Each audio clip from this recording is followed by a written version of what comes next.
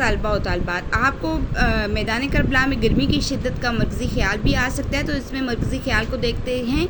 اس مرثیے میں میر انیس نے میدان کربلا میں گرمی کی شدت کو بیان کرتے ہوئے کہا ہے کہ آسمان سے آگ برس رہی تھی اور زمین تنور کی طرح تپی ہوئی تھی، انسان تو انسان، جانور بھی اس گرمی سے پریشان تھے، یہاں تک کہ درختوں کے پتے بھی اس گرمی سے مرجھا گئے تھے۔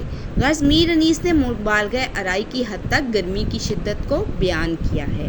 اب ہم مختصر سوالات کے جوابات دیکھتے ہیں۔ شاعر نے گرمی کا ذکر کرتے ہوئے شمع کی مثال کیوں دی؟ شاعر نے زبان کو شمع سے تشبیہ دی ہے کہ کہیں میری زبان شمع کی طرح جلنے نہ لگے، کیونکہ میدان میں کربلا میں گرمی کی شدت کو بیان کرنے جا رہا ہوں۔ زبان اور شمع کے شعلے میں اپنی اشکال کی وجہ سے مشابہت بھی پائی جاتی ہے، اور زبان گرمی کی شدت کے سبب جل رہی ہے۔ دھوپ کی شدت سے فرات کے پانی کی کیا صورت تھی؟ شاعر گرمی کی شدت کو بیان کرتے ہوئے مبالغہ آرائی کی حدوں کو چھو رہا ہے۔ شاعر کا کہنا ہے کہ دھوپ کی وجہ سے فرات کا پانی ایسا محسوس ہو رہا ہے جیسے اسے تیز آگ پر رکھ دیا ہو اور یہ ابلنے لگا ہو۔ دیکھنے میں دریائے فرات کا پانی ابل رہا تھا، یعنی کہ گرمی کی شدت اس قدر تھی کہ جیسے پانی کو ابلنے کے لیے رکھا جاتا ہے اور وہ کھول رہا ہوتا ہے، ایسے ہی بالکل دریائے فرات کا پانی بھی کھول رہا تھا۔ دھوپ کی شدت سے دن کیسا نظر آتا تھا؟ شاعر گرمی کی شدت کو بیان کرتے ہوئے کہتے ہیں کہ اس روز گرمی کی حدت اور تپش سے سب کا برا حال تھا، اور گرمی کی شدت نے چمکتے دمکتے دن کو سیاہ لباس پہنا دیا تھا۔ گرمی کی شدت سے دن پر رات کا گمان ہوتا تھا، جیسے گرمی کی شدت نے زمین کو جلا کر سیاہ کر دیا ہو۔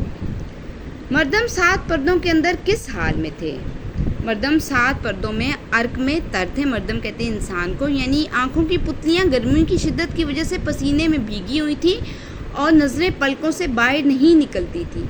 اگر اس روز پلکوں سے باہر نظر آ جاتی تو اس میں بھی اسی وقت آبلے پڑ جاتے، یعنی کہ اگر پلکوں سے باہر نظر آ جاتی تو پلکوں میں بھی نظر میں بھی چھالے پڑ جاتے۔ نظم کس حیت میں لکھی گئی ہے؟ وضاحت کریں۔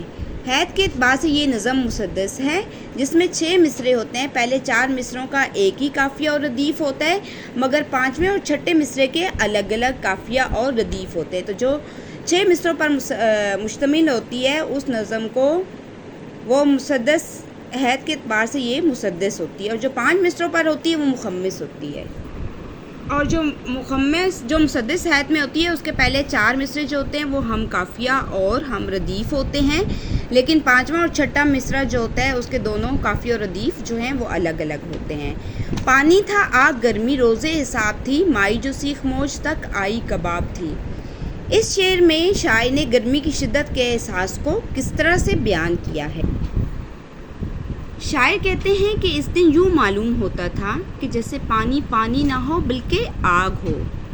گرمی کی شدت اس قدر تھی جیسے آج روزے حساب ہو، یعنی کہ حشر کا دن ہو۔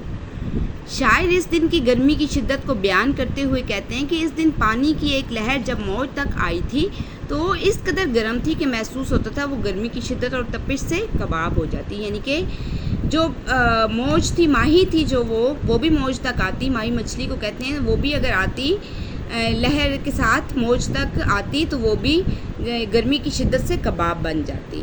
تو مرثیہ کیا ہے؟ مرثیہ عربی زبان کا لفظ ہے اور یہ کسی مردے پر رونا یا آہوازاری کرنے کو مرثیہ کہتے ہیں۔ تشبیہ کسے کہتے ہیں؟ علم بیان کی اصطلاح میں کسی چیز کو مشترک وصف کی وجہ سے کسی دوسری چیز کی مانند قرار دینا تشبیہ کہلاتا ہے۔ جیسے سلمان شیر کی مانند بہادر ہے، اب سلمان کو شیر کی ساتھ تشبیہ دی گئی ہے کہ وہ شیر کی طرح بہادر ہے۔ پانی برف جیسا ٹھنڈا ہے، تو کسی ایک وصف کی وجہ سے کسی دوسری چیز کو اس کی مانند قرار دینا جو ہے وہ تشبیہ کہلاتا ہے۔ تشبیہ میں دونوں باتوں کا خیال رکھنے کی ضرورت ہوتی ہے۔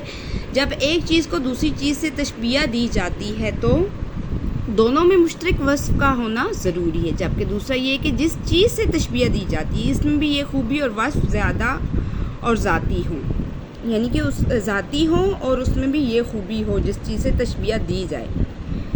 تشبیہ کے 5 ارکان ہوتے ہیں۔ مشبہ، جس چیز کا دوسری چیز جیسا کہنا مقصود ہو۔ مشبہ با، جس چیز سے تشبیہ دی جائے، اور وجہ شبہ، جو مشترکہ وصف ہوتا ہے دونوں میں، اور غرض تشبیہ، جس مقصد کے لیے تشبیہ دی جائے۔ اور حروف تشبیہ وہ الفاظ جو تشبیہ دینے کے لیے استعمال ہوتے ہیں۔ اوپر دونوں مثالوں میں تشبیہ کے ارکان کی وضاحت کچھ اس طرح سے ہوتی ہے: جو سلمان ہے وہ مشبہ ہے، اور پانی بھی مشبہ ہے۔ شیر اور برف جو ہے وہ مشبہ با ہیں، اور وجہ شبہ کیا ہے؟ بہادری اور ٹھنڈک۔ اور غرض تشبیہ بہادری کا اظہار کرنا یا ٹھنڈے پانی کا اظہار، اور حرف تشبیہ کی مانند یا جیسا۔ تو اب سوال نمبر 5 دیکھتے ہیں درست جواب کا انتخاب۔ ایسی نظم کو کیا کہتے ہیں جس کے ہر بند میں 6 مصرے ہوں؟ تو جس کے ہر بند میں 6 مصرے ہوں اس کو مسدس کہتے ہیں، اور اگر 5 مصرے ہوں تو مخمس کہتے ہیں۔ حید کے اعتبار سے مخمس نظم کے ہر بند میں کتنے مصرے ہوتے ہیں؟ تو اس کے مخمس نظم کے ہر بند میں 5 مصرے ہوتے ہیں، جبکہ مسدس کے ہر بند میں 6 مصرے ہوتے ہیں۔ مرثیہ کس زبان کا لفظ ہے؟ مرثیہ عربی زبان کا لفظ ہے۔ اگر مسدس یا مخمس کی حید میں نظم کا ہر بند آخری مصرع یا شعر ایک ہی ہو یا بار بار دہرایا جائے تو ایسی نظم کو کیا کہتے ہیں؟ یعنی کہ اس کا جو ہر بند کا آخری مصرع جو اس کا ہر شعر ایک ہی ہو یا بار بار دہرایا جائے تو اسے کہتے ہیں ترجیع بند۔ اور نظم کربلا میں گرمی کی شدت کس حید میں لکھی گئی ہے؟ تو یہ میدان کربلا میں گرمی کی شدت جو نظم ہے یہ مسدس ترجیع بند کی حید میں لکھی گئی ہے۔